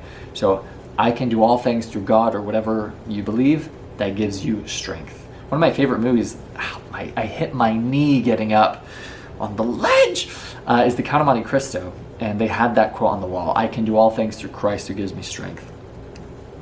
And so it's, again, whatever it is that you believe, it renews your strength that perseverance is possible, because it reaffirms the truth that you've survived 100% of your worst days, right? So if you have that mentality and that mindset, it should hopefully inspire a sense of confidence that whatever it is that you're going through, it's probably going to be okay. It's probably going to work out, because I have a track record of 100% success rate of overcoming my adversity and hardship. So I can do all things through God, through myself, through the power of perseverance that gives me strength to continue to fucking move forward, right? To persevere, to make it, because we're all going to make it. Next. The mind is the most receptive to suggestion the last 5 minutes before sleep. And I think that's something that I took away from it the first time I read this book many years ago, and it's very true. So when you're drifting off to sleep, those last 5 minutes are critical to plant the seeds of what it is that you want to have, the life you want to have, the person who you want to be. Do you understand? So don't neglect or plant seeds of doubt, of despair, of concern and worry and fear those last 5 minutes when your subconscious is the most impressionable. Next. Hold the image of what you dream to have become the most at that time. Next. Imagine God is walking by your side. So this is what we talked about earlier. In every engagement, go in with His confidence and fearlessness. I really like that idea. And I watched a podcast where the interviewer who was interviewing Andrew Tate said, prior to this interview, before walking into the door, I said, God, you go first. And it gave him a sense of confidence that it's not me doing this interview, it's I have the confidence that I've got God with me. So imagine God is walking by your side in every engagement. It's kind of different being in a university where God is so prevalent, huh? And I love that so much, even if I'm not institutionally religious, I'm not Muslim, I'm not Christian, but it is so vital to you and your life and the life of your family and love and fulfillment and in everything that that pillar is not omitted, right? So that is perhaps the most critical that we'll find in all of our journeys and spiritual and personal developments, is inviting that grace and that concept and that idea of God into your life, which is what? Love and truth. Next. So imagine God is walking by your side in every engagement. Go in with His confidence and fearlessness. You are that guy or girl. Next. I can do anything. I can do anything with God who gives me strength. Next. When you take God on as a partner, He gifts you ideas and insights in the form of a thought. I can speak for this personally, because, and now I catch myself anytime I just have it, oh, that's an interesting thought, and then I immediately say thank you, because I know it wasn't something that my intelligent ass came up with on my own. Do you understand? It's as if, I've always imagined it as if my older self is walking with me, who's guiding me on my path. I love that idea. I don't know where I got that from, but that's what I imagine whenever I get a little bit of insight. It's as if my guardian angel, which I've imagined just to be my future self, is whispering the ideas that I need to hear at that time. And I love that idea so much. So when you take on as a partner, he gifts you ideas and insights in the form of a thought. So listen, be silent, take him on as a partner. Next. The building blocks for you to take action, pursue, and create something. And it's so true. God, he doesn't give you the cake. He gives you all of the ingredients. Gives you the egg, gives you the, I don't make cakes, but you know what goes into it. I know, I just want to eat it. You know? But he gives you all of the ingredients, and people say, this isn't what I wanted or asked for. And it's just like, come on, dog. He give you every building block and tool you could possibly need. You have everything that you need. Good quote from Les Brown. Do what you can where you are with what you have, because what you have is enough. It is enough. And I love that so much, and it makes me think of the syllabus that I have written of Ratlife University, that I already have the 1,000 books written, I think. I counted them, and then I stopped counting it because some of the columns that I have, they have multiple books by the same author. So I didn't go through everyone, but I probably have the entirety of this university syllabus of all of the literature that's going to be it already done. As in, I have everything that I need now, year one, title of which it starts with belief prior to the totality of the quest. I have everything that I need right now for the next 25 years. Do you understand? So I have all of the building blocks that I need for me to take action, for me to have belief, for me to have the courage to pursue already, to create something that's so beautiful for the sole reason that it'll plant trees, more trees than I can possibly fathom, under whose shade I will never sit. And I love that idea so much. He's literally guiding you on your path. Whenever I get a thought, I pause, am conscious, I did not come up with it on my own. And I always thank him for the gift of an idea, for the gift of a thought, for the gift of insight. I honestly imagine the person giving me the gifts to be my future self, and I said that, kinda getting to rewatch his journey. And I like that thought, that it's my future self seeing all the hardships, seeing the heartbreak, seeing, when I thought I wasn't enough for this person, or, this income, or whatever, this potential success, and having that sense of, calm and reassurance that it's going to be okay, you're going to be okay. And even if, imagine you're falling down and it's your future self coming to pick you back up. I love that mental picture. And you could say that's your future self, you could say that's God, and either of them are it's a really beautiful thought, so I love that idea personally. According to your faith, that's like 4 times. According to your faith, be it unto you equals great faith gives you great results. Shitty belief, shitty results. To put crudely and simply. We're actually almost done. I think it's the last couple pages. This is worth the entire book. I don't know what it is, but that's what I wrote.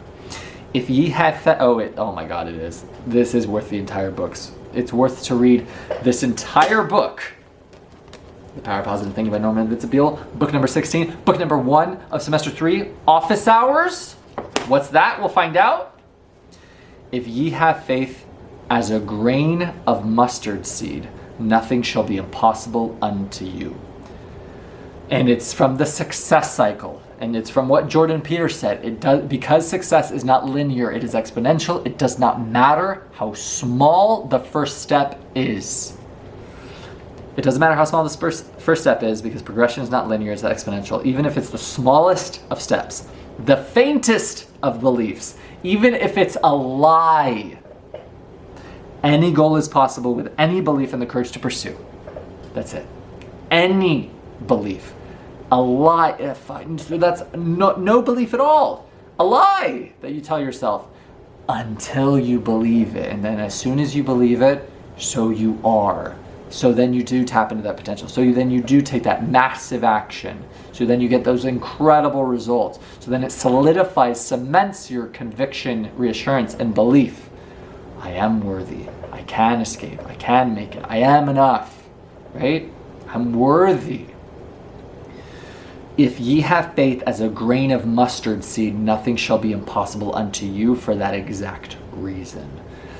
And so this is what I mean when I say so many of the things that I'm learning in terms of parables or quotes from the Bible, I can see the abundant amount of truth behind them. And so I love that idea of reading that book cover to cover to extract the plethora of gold that's in it. Not because I'm Christian or have the hope or desire to find Jesus by the end of it, but because it would be so arrogant of an idea, of a concept, of a thought to say that I don't have anything to learn from arguably the greatest piece of literature ever written of all time. Next. I like the idea of a physical reminder, like in The Monk Who Sold His Ferrari. I said it right that time. Negative thought, beads. This was from that book. Removal from the necklace to jingle in his pocket, that you still have a distance to travel on your journey to mental mastery. And I love that so much, and I said that in that lecture. Healing, be still, completely relax your body, your heart, your mind. So I like the idea of having a physical reminder to it's called grounding. So, or I'm sorry, it's called anchoring. I learned that from not Jordan Peterson, from Jordan Belford, that idea of anchoring. And you're able to put yourself into a state quickly. And so you can condition yourself to change emotions like that, but it's like a muscle that if you don't practice it, you can't do it that quickly. But people who have emotional mastery, they can put themselves into a state of peak confidence, peak certainty instantly from anchoring.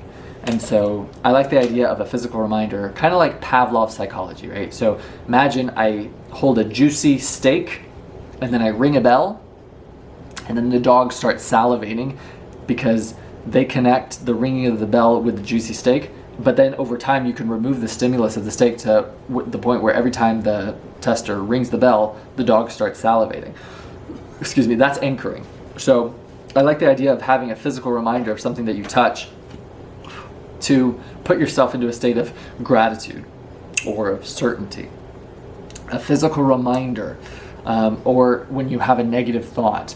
So every time I pick up a pen, that is to make what it does is it's to make yourself more conscious about your thoughts, about when you're harboring negativity. When you catch yourself, when you're being perspicacious, you're standing guard away at the doorway of your mind, you're allowing manipulation from your enemies to see where you want to go, but then you use your mind to break the trap and punish the perpetrator. It gives you that opportunity to catch yourself and then to change the thoughts. Resentment, bitterness, anger, frustration, animosity, spite, all punishments we give to ourselves for someone else's mistake. If you can catch yourself, if you're cognizant of that thought, then you could stop that loop. You could break the pattern. Right? Then you could heal, then you could learn, then you could grow. Next, healing by faith. You can send love. The biggest takeaway from the book, I know I said the mustard seed thing. If ye have faith as a grain of mustard seed, nothing shall be impossible unto you. You can send love across the world by the power of your thoughts. And I do this all the time in my meditations. I put myself into a peak state of gratitude and then I could literally send love across the world by the power of my thought. And I felt it. I don't care if you believe me or not, but I literally can feel the light. I can feel that power radiate from my body, from my heart, across the fucking world to this woman, to this person, to somebody who I love, right? By the power of thought. It's so cool. You can literally heal through prayer, heal through gratitude, heal through the power of your thoughts. That is the power of positive thinking. Next. My testimony of the healing I send daily. You can feel it. I can literally feel it. It's like a ball of energy, like how they describe chi. It feels like a ball of energy, like all of this, I don't know if it's kinetic energy, but I can feel all of this, and I literally can feel it release. It's crazy, but that's the power, man. That's the power of your thoughts. And so if people knew how powerful their thoughts were, dude, they would be very careful about the negative thoughts that they have, and about the words that they say, and about the internal dialogue that they harbor. Like, you would be very, very careful about what you're tolerating and allowing within your garden, within your mental garden, within your spiritual garden, within your physical garden, you know? If people only knew. But maybe that's my duty, is to wake them up, is to plant that seed under your shade. I'll never say. Next. On anger. It isn't worth it to spend $1,000 worth of emotion on a 5-cent irritation. Love that so much. And this is the thought that I have to myself. And I even had this a thought today when a person responded negatively and ignorantly and arrogantly and all of the lees to what I posted about the attempted assassination attempt on the President of the United States, Donald J. Trump. And I said, I'm not raising my blood pressure / cortisol over your dumbass. And it's very, very true. Like, when you find somebody who, I always play the game of looking at someone to see if they have the emotional capacity to understand that they only believe from what I said earlier, what they believe because of the series of circumstances and conditions to bring them to where they are today. And if they have the emotional capacity to consider that fact, and the humility to consider somebody else's perspective that isn't their own. And if I can, in that big chess game of an assessment, in those few seconds, deem that they don't have the emotional capacity to do that, I don't bother. Do you understand? It's not worth it. It's not worth, arguing over somebody who doesn't want to listen. It's not worth it. Save your energy, man. Use it. Speak to people who want to listen, who want to heal, who want to learn. And that's why I don't do the counseling, the sessions to victims. Let them drown. You can't save them. You can give them the paddle, you can give them the tools, you can give them the insight, you can lead the horse to water. Can't make them drink. You know what I'm saying? You can't save anyone. So let him go. Let him go. I'm not raising my blood pressure, cortisol over your dumb ass. Next. And I like that I'm very open with the way that I talk unapologetically within this university, because it's very important that in the direction that we're going within this world, that this university is predicated on the antithesis of the coddle culture, as in, you can call somebody a dumbass, you can call somebody a fucking idiot, and it's awesome, like, that you don't have to hold everyone's hand, that you don't have to go about your life with considerations of hurting their feelings. Go fuck yourself in your feelings. Level the fuck up. Heal. Humility. Strength. Courage. Let go. Let's get better together. Let's heal. Let's all fucking improve and move forward, right? Fuck the victims. Fuck the coddle culture. Participation trophy motherfuckers, right? Dumbass. Next. And I could be one too sometimes. I'm not omitting myself from the conversation. We all have room for improvement. Next. If your eyes are looking down in the mud and you feel a sense of failure, you will create defeat for yourself. Optimistic visualization combined with prayer and faith will inevitably actualize achievement. Optimistic visualization combined with prayer and faith will inevitably actualize achievement. Why did I underline that? It's literally the success cycle. It starts with belief. And as your faith be it unto you. I have it memorized now. Wow. Very good. Believe God is giving you great and wonderful things, for if you think He is, He is. As you think, so you are.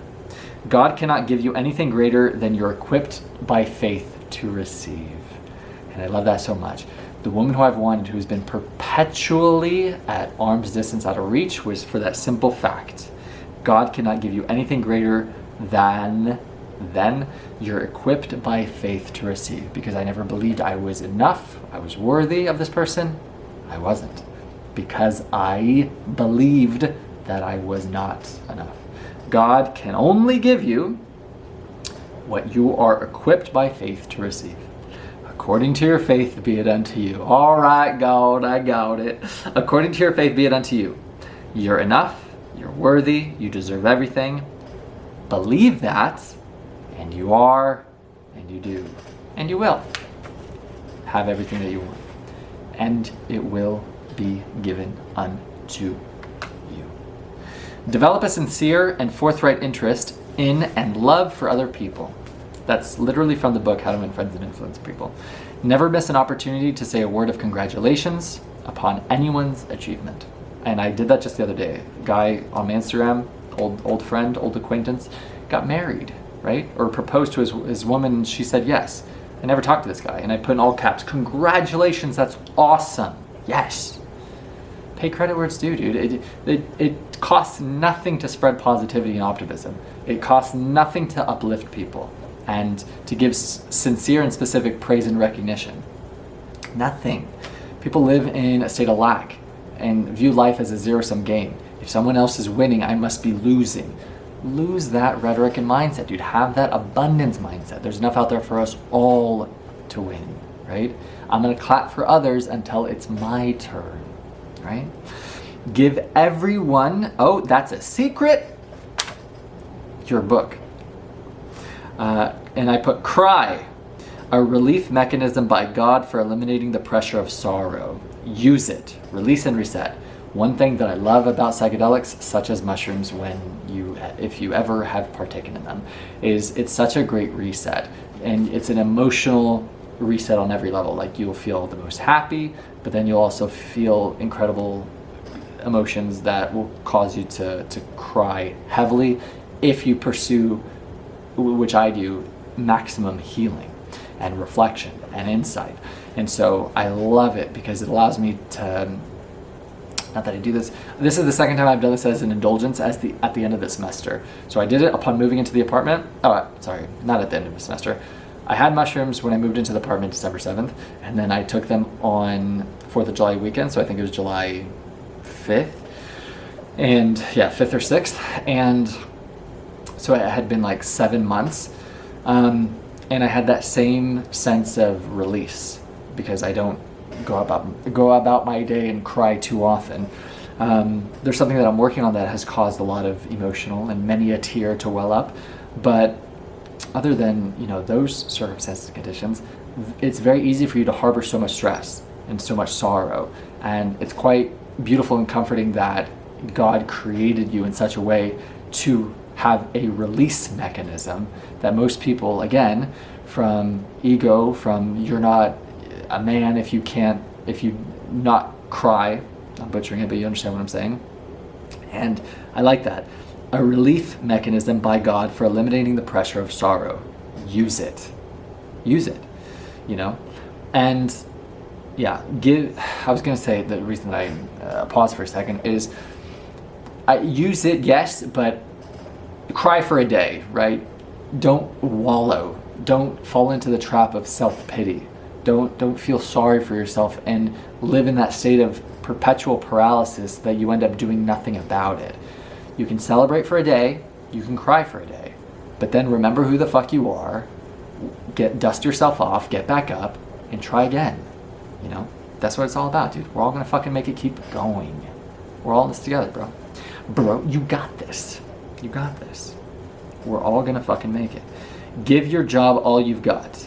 They that wait upon the Lord shall renew their strength. I know those weren't, related, but there you go. According to your faith be it unto you. Again, Matthew 9:29. Homework. Take God on as a partner. Talk to him as if you were a silent partner, and I put repeat daily. That is a homework assignment you should carry with you to forever. As in, anytime you have a thought, anytime you need to talk something out, take God on as a partner, air your thoughts out. You will find answers and solutions to your problem. I would highly, highly, highly recommend it. I found it so therapeutic, such a great degree of reflection, of consideration, of insight, of feedback by me just doing the one-sided conversation and then me ending with a new thought, a new possibility, a new solution to my problem that I didn't have prior. to going on that walk with God. So highly would recommend it. Believe you are being guided even the most commonplace details of your life. I said that earlier. It's very true. When I read the Bible, I want to extract every quote. I'm going to attempt to commit them to memory. I really am. So that's going to be my goal in the future. I recall something clearly saying to me, give your will and your life over to God as you understand him, and he will give you strength. I love that idea so much. As you understand him. As you understand him. As in, that separates the idea that it has to be Jesus, it has to be Allah, it has to be all this. Give your will and your life over to God as you understand him. As you understand him. And he will give you strength.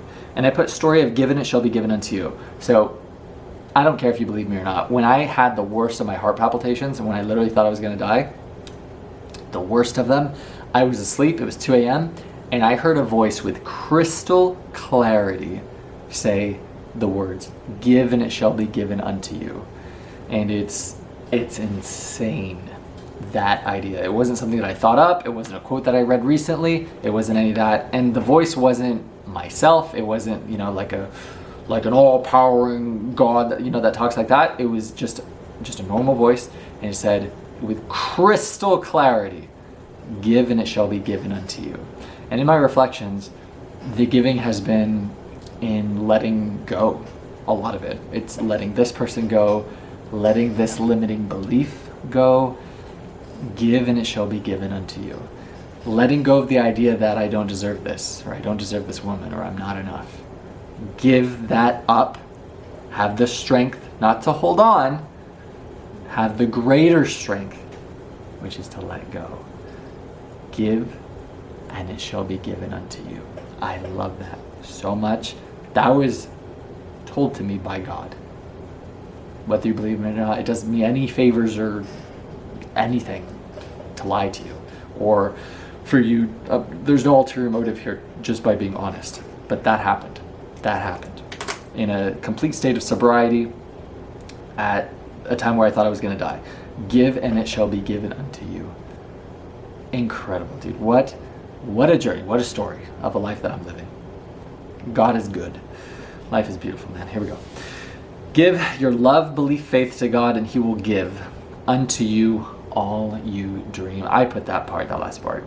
So, as your faith be it unto you, he will give unto you all you dream, but only in accordance to your faith. He can't give you any more. He can't give you any more than you are prepared to receive by your faith. And I said that not to go back, but I want to repeat that for myself to understand. God cannot give you anything greater than you're equipped by faith to receive. So good. That should be a homework assignment to memorize as well. I'll go back and I'll circle all the homework assignments. All right. Never belittle anyone's experience. He had it, for he and God alone know the depth and sincerity of that experience. It's the idea of have compassion. You have no fucking idea the level of emotion that inspired this person's hardship.